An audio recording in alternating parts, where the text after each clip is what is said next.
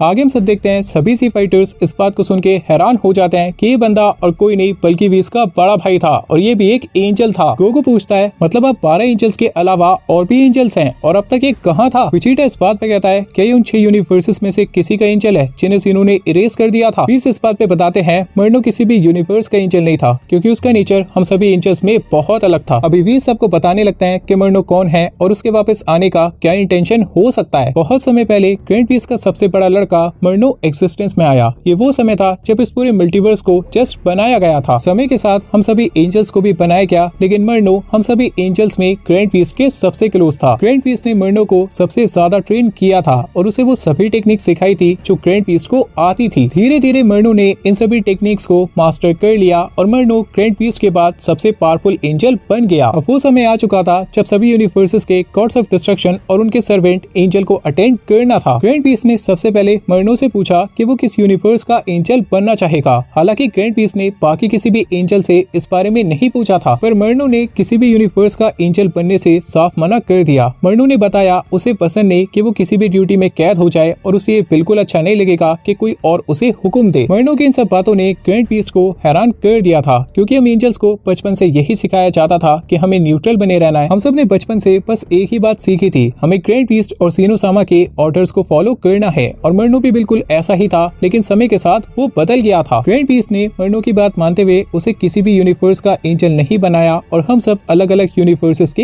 Angel बने। उसके बाद चीजें नॉर्मली चलने लगी। गॉड्स ऑफ डिस्ट्रक्शन और एंजल्स अपना काम करते और अपने यूनिवर्स में बैलेंस बनाए रखते। ग्रैंड पीस को इस बात का अंदाजा हो गया था कि मर्नो का नेचर हम सभी एंजल से काफी अलग हो गया है और कहीं न कहीं वो इस बात को भी जानते थे कि आगे चल के मर्नो और भी दिक्कतें खड़ी कर सकता है और ऐसा हुआ भी क्योंकि कुछ टाइम बाद मर्नो ने ग्रैंड पीस से एक बहुत ही अजीब सी बात पूछी। मर्नो ने पूछा कि ऐसा क्यों होता है कि हर किसी मॉर्टल को किसी न किसी का हुक्म मानना पड़ता है, वो अपनी मर्जी से फ्रीली क्यों नहीं जी सकते। ग्रैंड पीस ने मर्नो को समझाया कि ऐसा करने से बहुत सी दिक्कतें आ सकती है। इस मल्टीवर्स को अच्छे से चलाने के लिए सभी मॉर्टल्स को कंट्रोल में रखना जरूरी है और इसी वजह से हर यूनिवर्स में एक गॉड ऑफ डिस्ट्रक्शन और उनके सर्वेंट एंजल को भी अपॉइंट किया गया है। लेकिन मर्नो को ये सभी बातें बिल्कुल समझ नहीं आई। उसने कहा किसी को भी किसी और की जिंदगी में टांग अड़ाने का कोई हक नहीं होना चाहिए। ये गॉड्स ऑफ डिस्ट्रक्शन, ये एंजल्स, इवन सीनोसामा, ये जो भी करते हैं ये बिल्कुल सेंसलेस है। इन बातों का कोई भी सेंस नहीं बनता। हमें सभी मॉर्टल्स को फ्रीली जीने का अधिकार देना चाहिए। उनकी जिंदगी पे उनका हक होना चाहिए, ना कि किसी और का। ग्रैंड पीस ने मर्नो को बहुत समझाया कि ये सब मॉर्टल्स के भले के लिए ही किया जाता है लेकिन मर्नो के अकॉर्डिंग ये सब बहुत गलत था। और फिर वो पल आया जिसका अंदाजा हम सभी डीटीज को हो गया था। मर्नो इस पूरे सिस्टम के खिलाफ हो गया और उसने फैसला किया कि वो सभी मॉर्टल्स को फ्री करेगा। मर्नो का बस एक ही इंटेंशन था, इस पूरे मल्टीवर्स में कोई भी किसी पे हुक्म ना चला पाए और इसी वजह से वो हम सब डीटीज के भी खिलाफ हो गया था। ग्रैंड पीस के पास कोई ऑप्शन नहीं था। उन्होंने मर्नो को बहुत समझाया पर वो नहीं माना, इसलिए सीनोसामा का ऑर्डर फॉलो करते हुए ग्रैंड पीस ने मर्नो को खत्म कर दिया। गोकू पूछता है अगर ग्रैंड पीस ने मर्नो को खत्म कर दिया था तो फिर वो वापस कैसे आ गया? पीस इस बात पे बताते हैं मर्नो ने अपने पास से भी कुछ यूनिक टेक्निक्स डेवलप की थी, ऐसी टेक्निक्स जिनके बारे में ग्रैंड पीस को भी नहीं पता। शायद उन्हें यूज करके वो किसी तरह से बच गया होगा। इन सब बातों को सुनने के बाद विजिटा कहता है मतलब साफ है वो वापस आया है अपना अधूरा काम पूरा करने और अपना काम करने के लिए वो सभी गॉड्स ऑफ डिस्ट्रक्शन, एंजल्स और इवन सीनोसामा को भी मारने की कोशिश करेगा। वीरस इस बात पे कहते हैं इसी बात का डर है कि मर्नो की इस बेवकूफी की वजह से सीनोसामा इस पूरे मल्टीवर्स को तबाह न कर दे। जिस तरह की पावर मर्नो के पास है हमें से कोई भी गॉड ऑफ डिस्ट्रक्शन या एंजल उसका कुछ नहीं बिगाड़ सकते। अब सब कुछ ग्रैंड पीस के हाथों में है। गोकू कहता है अगर वो यहाँ पे आ गया तो हम उसका सामना कैसे करेंगे क्योंकि एक बात तो साफ है जो भी उसके रास्ते में आएगा वो उसे खत्म कर देगा। पीस इस बात पे बताते हैं हमें किसी भी तरह उसे तब तक बैटल में एंगेज रखना होगा जब तक सीनोसामा उस पे कोई फैसला नहीं ले लेते। इसके बाद कहानी आती है यूनिवर्स 11 पे। पेलमोर चिरन के पास आते हैं और कहते हैं हमें किसी भी तरह इसे रोकना होगा। चिरन इस बात पे कहता है कोशिश तो पूरी करूंगा लेकिन जो ताकत उसने दिखाई थी उससे वो बस एक बात साबित करना चाहता है, जो भी उसके रास्ते में आएगा वो उसे खत्म कर देगा। इसके बाद कहानी आती है यूनिवर्स 8 पे।